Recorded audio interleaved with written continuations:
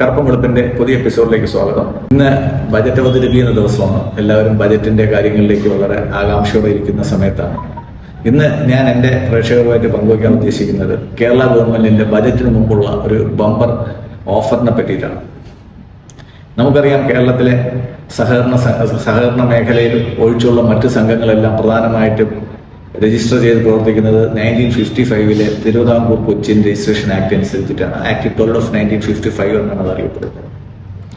ഇത് പ്രകാരം എല്ലാ സംഘങ്ങളും വർഷാവർഷം തെരഞ്ഞെടുപ്പ് നടത്തി അതിന്റെ റിട്ടേണുകൾ സമർപ്പിക്കേണ്ടതാണ്. ഇതുവരെ സമർപ്പിക്കാത്തവർക്കെല്ലാം വളരെ ഭീമമായ തുകയാണ്. ഒരു വർഷം 250 രൂപയും പിന്നെ വളരെ ഒരു നിശ്ചിതമല്ലാത്തൊരു തുകയാണ് ഇതുവരെ ഗവൺമെന്റ് പിഴയാക്കി ഈടാക്കിക്കൊണ്ടിരുന്നത്. വർഷങ്ങളായിട്ട് മുടങ്ങിക്കിടക്കുന്ന ഒരുപാട് സംഘങ്ങളുണ്ടാവും. അതിനകത്ത് നമ്മുടെ റെസിഡന്റ് അസോസിയേഷൻസ് ഉണ്ടാവും, സ്പോർട്സ് ആൻഡ് ആർട്സ് ക്ലബ്ബുകളുണ്ടാവും, പിന്നെ അല്ലാതെ വിദ്യാഭ്യാസ മേഖലയിൽ പ്രവർത്തിക്കുന്ന സ്ഥാപനങ്ങളുണ്ടാവും. ധാരാളം സ്ഥാപനങ്ങൾ ഈ സൊസൈറ്റീസ് രജിസ്ട്രേഷൻ ആക്ട് അനുസരിച്ചിട്ട് പ്രവർത്തിക്കുന്നുണ്ട് തിരുവിതാംകൂർ കൊച്ചി മേഖലയിൽ. ഇവർക്ക് എല്ലാവർക്കും ഇതുവരെ മുടങ്ങിക്കിടക്കുന്ന രജിസ്ട്രേഷൻ ഈ മാർച്ച് 31 പുതുക്കുകയാണെങ്കിൽ ഗവൺമെന്റ് ഈ 2025 ജനുവരി മാസം 27 ഒരു ഉത്തരവ് ഇറക്കിയിട്ടുണ്ട്. ഇത് പ്രകാരം ഒരു വർഷത്തെ കുടിശ്ശിക ഉള്ളവർക്ക് വെറും 200 രൂപ അടച്ചാൽ മതി. അത് 2 വർഷം വരെ ആണെങ്കിൽ ഓരോ വർഷത്തിനും 500 രൂപ വെച്ചിട്ട് അടയ്ക്കണം.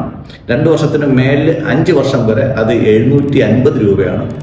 5 വർഷത്തിന് മേലിൽ കുടിശ്ശിക ഉണ്ടെങ്കിൽ 1000 രൂപ വെച്ചിട്ട് ഓരോ വർഷത്തിനും അടയ്ക്കണം.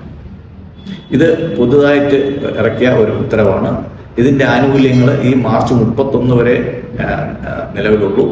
അപ്പോൾ എത്രയും പെട്ടെന്ന് ഗവൺമെന്റിന് കിട്ടേണ്ട പൈസ ധാരാളമായിട്ട് ഈ സാമ്പത്തിക വർഷം കിട്ടാൻ വേണ്ടിയിട്ട് ഗവൺമെന്റ് കാണിക്കുക ഒരു ഔദാര്യമാണ്. അതുകൊണ്ട് ഇതിനകത്ത് താല്പര്യമുള്ള എല്ലാവരും ഈ അവസരം പ്രയോജനപ്പെടുത്തുക. ഈ ഗവൺമെന്റ് ഓർഡറിന്റെ ഒരു കോപ്പി ഇതിനോടൊപ്പം ഞാൻ ഈ എപ്പിസോഡിന്റെ അവസാനം നിങ്ങൾക്ക് കാണിച്ചു തരുന്നതാണ്. ഇതിന്റെ ഗവൺമെന്റിന്റെ നോട്ടിഫിക്കേഷൻ ഞാൻ നിങ്ങൾക്ക് വേണ്ടിയിട്ട് ഇതിന്റെ അവസാനം കൊടുക്കുന്നുണ്ട്. എല്ലാവരും ഈ അവസരം പ്രയോജനപ്പെടുത്തണമെന്ന് അഭ്യർത്ഥിക്കുന്നു. പരമാവധി ആളുകളിലേക്ക് ഈ വിവരം എത്തിക്കാനും നിങ്ങളോട് എല്ലാവരോടും ഞാൻ അപേക്ഷിക്കുന്നു. നന്ദി, നമസ്കാരം.